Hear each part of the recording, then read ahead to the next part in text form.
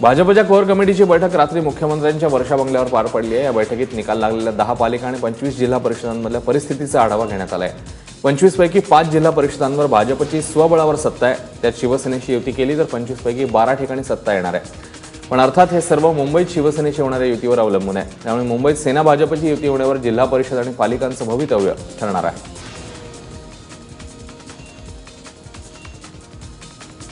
25 पैकी 5 जागी भाजप स्वबळावर सत्ता स्थापन करू शकते।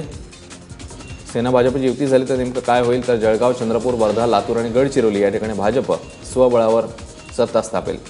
सेनेसोबत युती केली तर एकूण 12 ठिकाणी भाजप सत्तेमध्ये असेल। नाशिकमध्ये सेनेचा अध्यक्ष होईल तर भाजपचा उपाध्यक्ष, तर बुलढाण्यामध्ये भाजपचा अध्यक्ष होईल आणि सेनेचा उपाध्यक्ष होईल। यवतमाळमध्ये सेनेचा अध्यक्ष आणि भाजपचा उपाध्यक्ष अशी स्थिती असेल तर औरंगाबादेत नेमकी उलटी। जालन्यामध्ये भाजपचा अध्यक्ष आणि सेनेचा उपाध्यक्ष, तर हिंगोलीत शिवसेनेचा अध्यक्ष आणि भाजपचा उपाध्यक्ष होऊ शकेल।